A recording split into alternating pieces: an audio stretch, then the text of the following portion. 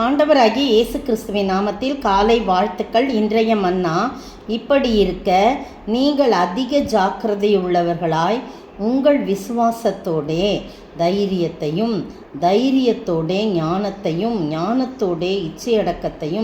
இச்சையடக்கத்தோடே பொறுமையோடே தேவபக்தியோடே சகோதர சிநேகத்தோடே அன்பையும் கூட்டி வழங்குங்கள். 2 பேதுரு 1 அதிகாரம் வசனம் 5-7 வசனங்கள் பாருங்க. இப்படி இருக்க அப்படின்னு தொடங்குது. அதுக்கு முந்தின வசனம், இச்சையினால் உலகத்தில் உண்டான கேட்டுக்கு தப்பி திவ்ய சுவாபத்துக்கு பங்குள்ளவர்களாகும் பொருட்டு மகா மேன்மையும் அருமையுமான வாக்கு தத்தங்கள் அவைகளினாலே நமக்கு அருளப்பட்டிருக்கிறது. வாக்கு தத்தங்கள் நமக்கு அருளப்பட்டிருக்கிறது. மகா மேன்மையும் அருமையுமான வாக்கு தத்தம் எதற்கு? நாம் எல்லா கேட்டுக்கும், இச்சையினால் உண்டாகும் கேட்டுக்கெல்லாம் தப்பி நல்ல சுவாபத்துக்கு பங்குள்ளவர்களாகும் பொருட்டு நமக்கு வாக்கு தத்தங்கள் நமக்கு அருளப்பட்டிருக்குது. இப்படி இருக்க நீங்கள் பாருங்கள், எப்படி நீங்கள் அதிக ஜாக்கிரதை உள்ளவர்களாய், முதலாவது ஜாக்கிரதைன்னு சொல்லி 8 காரியம் சொல்லப்பட்டிருக்கு. அதில் முதலாவது என்னன்னா, உங்கள் விசுவாசத்தோட தைரியம், அப்புறம் ஞானம், அப்புறம் இச்சையடக்கம், பொறுமை, தேவ பக்தி, சகோதர சிநேகம், கடைசியாக எல்லாவற்றையும் சேர்த்து அன்பையும் கூட்டி வழங்குங்கள் அப்படின்னு சொல்லப்பட்டிருக்கு. அப்போ முதலாவது ஜாக்கிரதையாக இருக்க வேணும் சொன்னால் விசுவாசத்தில் நாம் ஜாக்கிரதை உள்ளவர்களாக இருக்கணும். கடைசி வரைக்கும் அந்த விசுவாசத்தை விட்டு வழுவாமல் இருக்க வேண்டும். சாத்ராக், மேஷாக், ஆபேத்நேகோவை அந்த பெரிய பொச்சிலையை வச்சு நீங்கள் வணங்கணும் அப்படின்னு சொன்னவொன்னே பாருங்க, அவ்வளோ தூரம் விசுவாசத்தோடு தைரியமாய் அந்த ராஜா கிட்ட போய் நின்று சொல்கிறாங்க, நாங்கள் ஆராதிக்கிற தேவன் எங்களை தப்புவிக்க வல்லவராயிருக்கிறார். அக்கினி சூளையில் போட போகிறாங்க. அப்படி அவ்வளோ அக்கினி சூளை எரிஞ்சுக்கிட்டு இருக்குது. அப்போ அவங்க சொல்கிறாங்க, விசுவாசத்தோட தைரியத்தோட ஞானத்தையும் பாருங்க. அவங்க சொல்கிறாங்க, என்ன சொல்கிறாங்கன்னா, நாங்கள் ஆராதிக்கிற தேவன் எங்களை அக்கினி சூளைக்கு தப்புவிக்க வல்லவராயிருக்கிறார். அப்படியே தப்புவிக்காமற் போனாலும் நீங்கள் நிறுத்தின பொற்சிலையை வணங்கவும் சேவிக்கவும் மாட்டோம் என்பதை ராஜாவாகி உமக்கு தெரிந்திருக்க கடவுள். எவ்வளோ தைரியம் பாருங்கள், விசுவாசம் பாருங்கள். அவங்கள ரொம்ப அப்ரிஷியேட் பண்ணோம். வேலை கொடுத்து வச்சுருக்காங்க. ஐயோ, மேலே அதிகாரி சொல்லிட்டாரே, அவரை எதிர்த்துனா நம்ம வேலை போயிருமே, திருப்பி நம்ம அடிமையாக போயிடணுமே, திருப்பி நம்ம ரொம்ப லோ லெவலுக்கு போயிடணுமே, எதையுமே யோசிக்கலைங்க. அப்படியே இந்த எல்லா காரியமும் அவங்களுக்கு இது பொருந்தோன்னு கூட நான் சொல்லலாம். அப்போ முதலாவது விசுவாசத்திலே ஜாக்கிரதை உள்ளவர்களாக இருந்ததுனால அவங்களுக்கு அந்த தைரியம் வந்துச்சு, தைரியத்தோடு ஞானம் வந்துச்சு. எல்லா காரியமும் அவங்க அதை கடைப்பிடிச்சு சொல்கிறாங்க. அப்போ பார்த்தீங்கன்னா கடைசியில் எல்லாம் நடந்து முடியும் போது ஆராதிக்கிற தேவன் அவர்களை தப்புவிக்க வல்லவராய் இருந்தார். ஏனென்றால் அக்கினி சூளையிலே 4வது நபராய் ஆண்டவரே உலாவி பாருங்க. அந்த ராஜா சொல்கிறாரு, 3 பேரை அல்லவா போட்டோம், 4வது நபர் ஒருவர் இருக்கிறார், அவருடைய சாயல் தேவ சாயலாக இருக்கிறது அப்படின்னு சொல்லிட்டு பயந்து, சாத்ராக், மேஷாக், ஆபேத்நேகோ என்பவர்களே, நீங்கள் வெளியே பாருங்கள், கட்டப்பட்டவர்களாய் உள்ளே போடப்பட்டார்கள். யார் கொண்டு போய் போட்டார்களோ 7 மடங்கு அக்கினி சூடாக்க, கோபத்தினால ராஜா 7 மடங்கு சூடாக்குறார்கள். பரவாயில்ல, என்ன நடந்தாலும் பரவாயில்லைன்னு சொல்லி அவங்க பொறுமையோடு எல்லாவற்றையும் சகித்தார்கள்.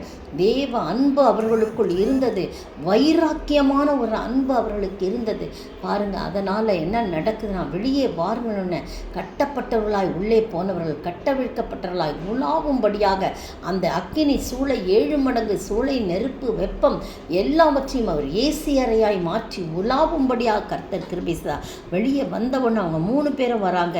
அப்படியே தேவ சாயல் நிறைந்த மனிதன் ஆண்டவர் தான் அப்படியே மறைந்து போகிறார். அவர் ஒன்றுமே ஆகலை, அவர் வெளியே வரல, அவர் மறைந்து போயிருப்பார் பாருங்க. அவர்கள் மேல் அக்கினியின் மனம் வீசவில்லை, அவர்கள் தலைமுடி கருக கருகவில்லை. அப்படி வந்த நிறைய காரியம் அவர் சாட்சி சொல்கிறார் பாருங்க. ராஜா ஆராதிக்கிற, இடைவிடாமல் ஆராதிக்கிற இந்த மனிதர்கள் வணங்குகிற தெய்வமே தெய்வம் என்று சொல்லி அவன் முறையிடுறான். நேற்று தினத்தில் நம்ம தானியேலுடைய காரியத்தை நம்ம பார்த்தோம் இல்லையா? தானியேலுடைய சிங்கக்கெபியில் போட்ட அந்த காரியத்தை பார்த்தோம். ஜெபிக்கிறவராய் ஆராதிக்கிறவராய் இருக்கிறான். இங்கே 3ஆம் அதிகாரத்தில் பார்த்தீங்கன்னா அவர் சொல்கிறார், அந்த நேபுகாத் நேச்சாரு சொல்கிறார், எல்லா தேசாதிபதிகள், அதிகாரிகள், ராஜாவின் மந்திரிகள் எல்லாம் கூடி அந்த புருஷருடைய சரீரங்களே அக்கினி பலம் செய்யவில்லை, தலைமையில் கருகவில்லை, சால்வைகள் சேதப்படலை, அக்கினியின் மனம் அவர்கிட்ட வீசலன்னு சொன்னவனை நேபுகாத் நேச்சா சொல்கிறார், சாத்ராக் மேஷாக் ஆபேத்நேகோ என்பவருடைய தேவனுக்கு ஸ்தோத்திரம், அவர்கள் தங்களுடைய தேவனை தவிர வேறொருவையும் சேவிக்க பணியாமல் அவரையே நம்பி ராஜாவின் கட்டளையை தள்ளி தங்கள் சரீரங்களை ஒப்பு கொடுத்ததினால் அவர் தம்முடைய தூதனை அனுப்பி தம்முடைய தாசரை பிடித்தார். எனவே அவர்களுடைய தேவனுக்கு விரோதமாக யாரும் தூஷண வார்த்தை பேசக்கூடாது. அப்படி சொல்கிற எந்த ஜனத்தானும், எந்த ஜாதியானும், எந்த பாஷைக்காரனும் துண்டித்து போடக்கடவான அவன் வீடு எருக்களமாக்கப்படும் என்று என்னாலே தீர்மானிக்க, அவரை போல ரட்சிக்கத்தக்க தேவன் ஒருவரும் இல்லை என்று சாட்சி பகர்றார். பார்த்தீங்களா?